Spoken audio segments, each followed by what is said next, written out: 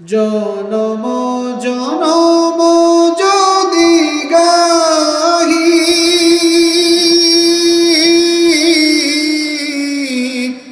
তোমারে মহিমা গাওয়া শেষ হবে নাহি। জনম জনম যদি গাহি তোমারে মহিমা গাওয়া শেষ হবে নাহি। ভরে অধরে না যেন সাহারায় প্রাণ, তুমি রহমান তুমি মেহেরবান। তোমারি করুণা ঘেরা সারা দুনিয়া, সে কথা ভাবে না শুধু বধির হিয়া।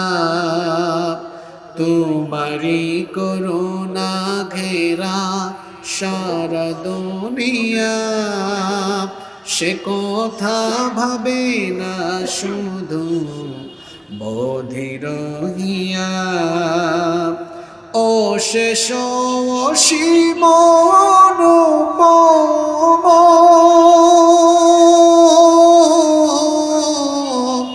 হৃদয় সুষমা তুমি, তুমি প্রিয়তম। অশেষ অসীম অনুপম হৃদয় সুষমা তুমি, তুমি প্রিয়তম। প্রেমের আকাশে তুমি চিরমহিয়ান,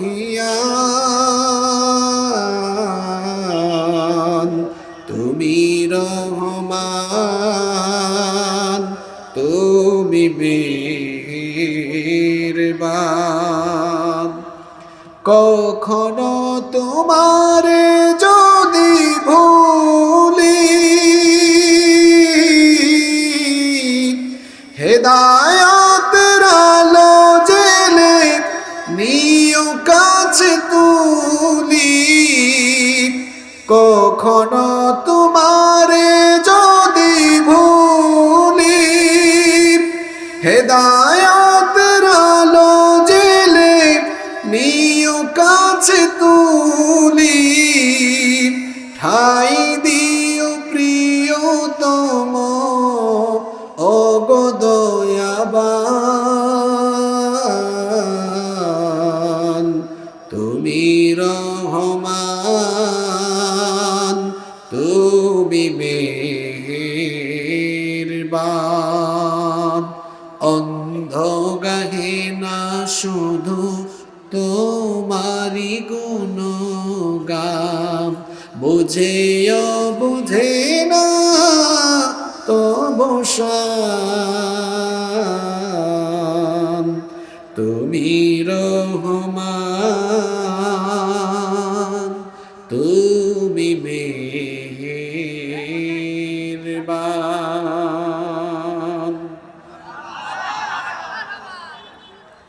রব্বুল আলামিন তাদের কথা এভাবে উঠিয়ে দিয়েছেন, ওয়ায়াসআলুনাকা আন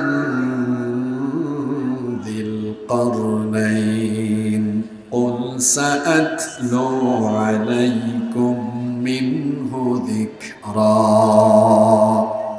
আর তারা আপনাকে যুলকারনাইন সম্পর্কে জিজ্ঞেস করছে, কুল আপনি বলে দিন, সাআতলু আলাইকুম মিনহু যিকরা, যুলকারনাইনের ব্যাপারে আমি তোমাদেরকে পুরো বৃত্তান্ত শুনিয়ে দিব।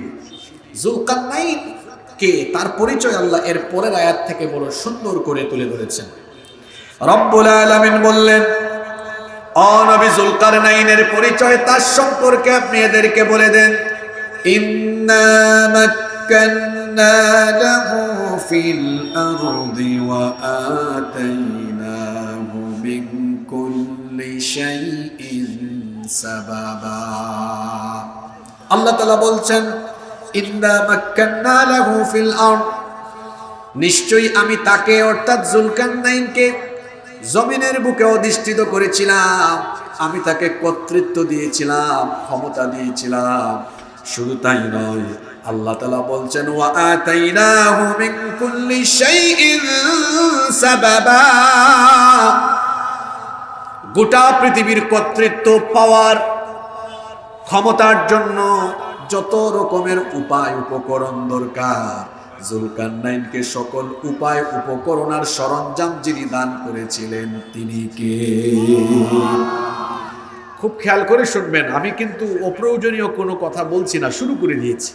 আপনারা ভাবতে পারেন হুজুর দেশের চলমান পরিস্থিতিতে এখান থেকে আলোচনা শুরু করেছেন কেন? একটু পরে বুঝবেন কেন শুরু করেছি এখান থেকে।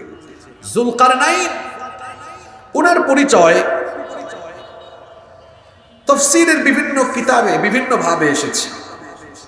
যুলকারনাইন আসলে কে ছিলেন? তিনি কোনো ফেরেশতা ছিলেন না, তিনি কোনো নবী রাসূলও ছিলেন না, তিনি ছিলেন আল্লাহর একজন নেককার বান্দা। তিনি আল্লাহকে ভালোবেসেছিলেন, আল্লাহও তাকে ভালোবেসেছিলেন। আল্লাহর হকের ব্যাপারে তিনি অতিশয় সাবধানী ছিলেন, আল্লাহও তার কল্যাণ চেয়েছেন।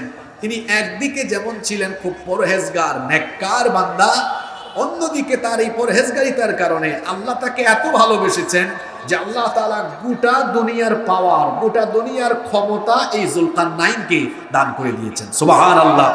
কি বলেছি বুঝতে পেরেছেন? যুলকারনাইন ছিলেন পৃথিবীর বাদশা, সারা পৃথিবীর বাদশাহী আল্লাহ তাআলা এই যুলকারনাইনকে দান করেছেন। আল্লাহু আকবার। ওনার নাম যুলকারনাইন কেন? তাফসীর ইবনে কাসীর এবং ফাতহুল কাদিরের ভেতরে এসেছে ওনার নাম যুলকারনাইন হওয়ার কয়েকটি কারণ আছে। কেউ কেউ বলেছেন ওনার মাথার চুলে দুইটা গুচ্ছ ছিল, যার কারণে তাকে বলা হতো যুলকারনাইন। যুলকারনাইনের একটা অর্থ হয় বাংলায় দুই গুচ্ছওয়ালা। কেউ কেউ বলেছেন তার মাথার চুলে দুইটা গুচ্ছ ছিল। আবার কেউ কেউ বলেছেন প্রাচ্য আর পাশ্চাত্যের যতগুলো দেশ আছে, পূর্ব দিকে পশ্চিম দিকের যত দেশ আছে, সবগুলো দেশ তিনি জয় করেছিলেন এবং সবগুলো দেশ তিনি শাসন করেছিলেন বলে তাকে বলা হয় যুলকারনাইন। আবার কেউ কেউ বলেছেন তার মাথার দুই দিকে সিংহের অনুরূপ দুইটা চিহ্ন ছিল। কোনো কোনো বর্ণনা এসেছে, কেউ কেউ বলেছেন তার মাথার দুই দিকে দুইটা ক্ষত চিহ্ন ছিল বলে তাকে বলা হতো যুলকারনাইন। তার ব্যাপারে যত তথ্য পাওয়া যায় এর মুলাখাস বা সামারি হচ্ছে তিনি একজন সৎ এবং ন্যায়পরায়ণ বাদশাহ ছিলেন এবং গোটা পৃথিবীতে তিনি ন্যায়, ইনসাফ, সুবিচার কায়েম করেছিলেন। তার বিজয় লাভ করা এই এলাকাগুলোতে কোনো জুলুম ছিল না, কোনো অন্যায় ছিল না, বরং তিনি সুবিচার আর ইনসাফের রাজত্ব প্রতিষ্ঠা করেছিলেন। আল্লাহ তাকে পৃথিবীর বাদশাহী দান করেছিলেন। পাওয়ার, ক্ষমতা এমন জিনিস, এই ক্ষমতা কখনো কখনো পেয়ে মানুষ বিনয়ী হয়, আবার কেউ বা ক্ষমতা পেয়ে মারাত্মক পর্যায়ের দাম্ভিক আর অহংকারী হয়। ক্ষমতা পেয়ে যারা দাম্ভিক এবং অহংকারী হয় এদের পরিণতি খুব ভয়াবহ হয়, কারণ ক্ষমতা দেওয়ার এবং কেড়ে নেওয়ার মালিক যিনি, জোরে বলেন তো তিনি কে? এই জন্য ক্ষমতা পেয়ে দাম্ভিকতা, অহংকারী মনোভাব পোষণ করা উচিত নয়। আরে আমরা তো মানুষ, আমাদের কোনো অহংকার করার যোগ্যতাই নাই, কারণ এখন আমার ক্ষমতা আছে তো একটু পরে নাও থাকতে পারে। এই যে আমরা কোরআনের মাহফিলে বসেছি না, এই মাহফিলগুলো নিয়েও অনেকে অনেক ক্ষমতা ইতিপূর্বে দেখাতো। বাংলাদেশেও এখনো অনেকে অনেক জায়গায় মাহফিলেও ক্ষমতা দেখায়, আছে না? আমার নাম পুস্তারে না দিলে হইতে দিব না, আমার সভাপতি না রাখলে করতে দিব না, এরকম হুমকি ধামকি অনেকে দেয় কি দেয় না বলেন তো? আমি একটা কথা বলি, এখানে হয়তো বিএনপি, জামাত, এনসিপি বা বিভিন্ন দলের লোকজন থাকতে পারেন। আমার কথায় আপনারা কেউ কষ্ট পাবেন না। এটা কোরআনের মাহফিল। কোরআনের মাহফিলে প্রত্যেক দলের নেতা কর্মীরা আসার সুযোগ আছে, কারণ কোরআন তো আমাদের সবার, ঠিক না? কোরআনের মাহফিলকে আপনারা কোরআনের মাহফিলের পরিবেশের মতো রাখেন। এখানে আলেম ওলামা বক্তৃতা করবেন, আপনারা যারা নেতৃবৃন্দ আসবেন, আপনারা সম্মানিত মানুষ, আপনারা এসে বসবেন, আলোচনা শুনবেন, কিন্তু হুজুরকে বসায় রেখে তারপরে হুজুরের আগে বক্তৃতা দেওয়ার জন্য প্রতিযোগিতায় লিপ্ত হইয়েন না। এটার ইম্প্যাক্ট, প্রভাব কিন্তু ভবিষ্যতে ভালো হবে না। আপনি জামাতে ইসলামের একজনকে বক্তৃতায় দিলেন, বিএনপির লোকজন বলবে আমি কি দোষ করলাম, এনসিপির আরেকজন বলবে আমি কি দোষ করলাম। এখন যদি সবাইকে এরকম বক্তৃতার ফ্লোর দিতে যান, সবাই যদি ভোট চাওয়াচাওয়ি আরম্ভ করে মাহফিলের ভিতরে, দেখবেন একটা পেস লাগবে, একটা গন্ডগোল লাগবে কি লাগবে না? তার চেয়ে বরং এটা সুন্দর সমাধানে আসা যায়। কোরআনের মাহফিল, এখানে হুজুররা আলেম ওলামারা কথা বলবেন, আর আমরা সবাই এখানে শ্রোতা, নেতা কর্মী সাধারণ জনগণ সবাই শ্রোতা। তারা কোরআন সুন্নাহর আলোকে দিক নির্দেশনা দিবেন, আমরা এগুলো শুনবো, নিজেদেরকে সংশোধন করব। কোরআনের মাহফিলে তো কোরআন থেকে কথা বলা উচিত। যারা কোরআনের ব্যাপারে বিশেষজ্ঞ, যারা কোরআন হাদিসের ব্যাপারে পণ্ডিত, পড়াশোনা করেন, গবেষণা করেন, তাদেরই কথা বলা এখানে মানায়, শোভা পায়। কোরআনের মাহফিলে অন্য কোনো সামাজিক রাজনৈতিক নেতৃবৃন্দের কথা বলা, বক্তৃতা করা, এটা অন্তত এই মঞ্চের জন্য শোভা পায় না।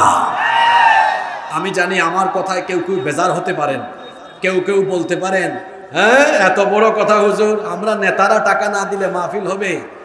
এটা বলিয়েন না, এটা বলিয়েন না। আপনি যে মাহফিলে টাকা দিতে পারেন, দান করতে পারেন, এটা তো আল্লাহর দেওয়া সৌভাগ্য, এটা নেয়ামত। আল্লাহ অনেককেই সুযোগটা দেয় নাই, আল্লাহ আপনাকেই সুযোগটা দিয়েছে। তাহলে আপনার কি শুকরিয়া আদায় করা উচিত না? অবশ্যই আদায় করা উচিত, কারণ ধন সম্পদ তো আল্লাহ তাআলা সবাইকে দেয় না, আল্লাহ সবাইকে দেয় না।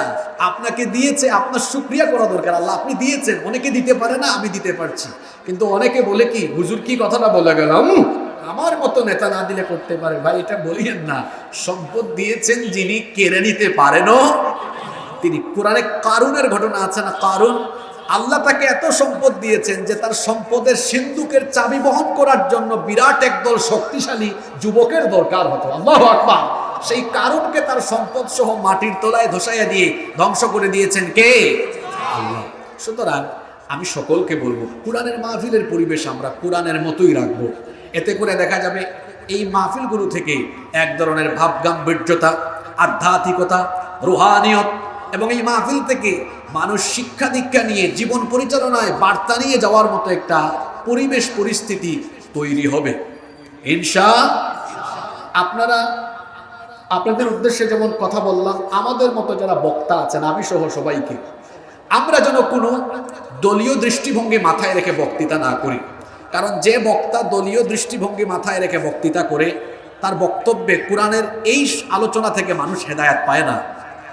আর যারা শ্রোতা হয়ে দলীয় দৃষ্টিভঙ্গি মাথায় নিয়ে বক্তৃতা শুনে, সেও বক্তৃতা শুনে হেদায়েত পায় না। কোরআন থেকে হেদায়েত পেতে হলে নিরপেক্ষ মন মগজ নিয়ে, একমাত্র হেদায়েতের মানসিকতা নিয়ে বসতে হবে। তখন বক্তা শ্রোতা উভয়কেই হেদায়েত দিবেন কে? আল্লাহ। আমার কথায় কষ্ট পান নাই তো আপনারা? আচ্ছা, আমি বলছিলাম, আচ্ছা এখানে আমার কাছে একটা টোকেন এসেছে। মহিলারা আজকে বেশি হয়ে গিয়েছে, জায়গা হচ্ছে না। আমি মহিলা প্যান্ডেলে যত মা বোনেরা আছেন, আমি মা বোনদেরকে বলবো, আপনারা একটু আগায় বসেন, আটোসাটো করে বসেন, সবাইকে জায়গা করে দেন। যত মা বোনেরা এসেছেন, আল্লাহ সকলের গুনাহ মাফ করে দেন, বলেন আমিন। আল্লাহ সব মা বোনদেরকে আবেদা, সালেহা, কানেতা বানান। আমরা সবাই বলি আমিন। আপনাদের মনোযোগ আছে তো? আমরা বাদশাহ জুলকারনাইনের কথা বলছিলাম। তাকে পৃথিবীর বাদশাহী, গোটা দুনিয়ার রাজত্ব যিনি দান করেছিলেন, জোরে বলেন তো তিনি কে? খেয়াল করে শোনেন, জুলকারনাইন এমন এক বাদশা ছিলেন, আল্লাহ তাআলা তাকে এমন বাদশাহী দান করেছিলেন, আল্লাহ তাকে এমন ক্ষমতা দিয়েছিলেন, তিনি পূর্ব দিকে সফর, তিনি পশ্চিম দিকে সফর আরম্ভ করলেন। পশ্চিম দিকে সফর আরম্ভ করে করে এমন এক জায়গা পর্যন্ত পৌঁছালেন, রব্বুল আলামিন বলছেন ফাআতবা সাবাবা, অতঃপর তিনি এক পথ অবলম্বন করলেন, একটা পথে চলতে থাকলেন।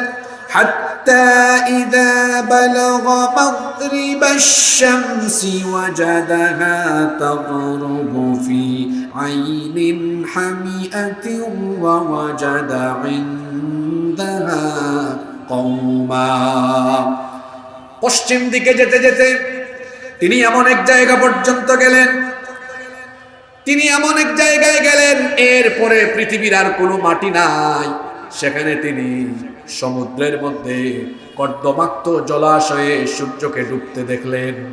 আর সেখানে তিনি এমন এক কওম, এমন এক জাতির সন্ধান পেলেন, এমন এক জাতিকে দেখলেন যেই জাতির ব্যাপারে আল্লাহ তাকে অপশন দিলেন।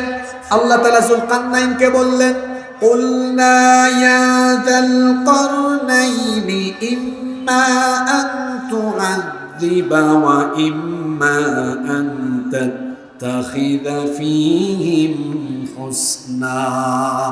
আল্লাহ বললেন, হে যুলকারনাইন, তুমি যদি চাও তাহলে এই জাতির লোকদেরকে শাস্তি দিতে পারো, আবার চাইলে এদের সাথে উত্তম আচরণ করতে পারো।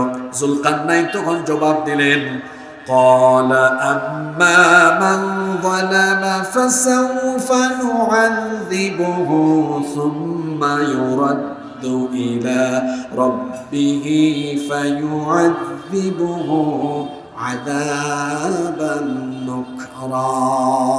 তিনি তখন বললেন, যে ব্যক্তি জুলুম করবে অবশ্যই আমি তাকে শাস্তি দিব, অতঃপর তাকে তার রবের কাছে ফিরিয়ে নেওয়া হবে, তখন তাকে আরো বেশি শাস্তি দেওয়া হবে।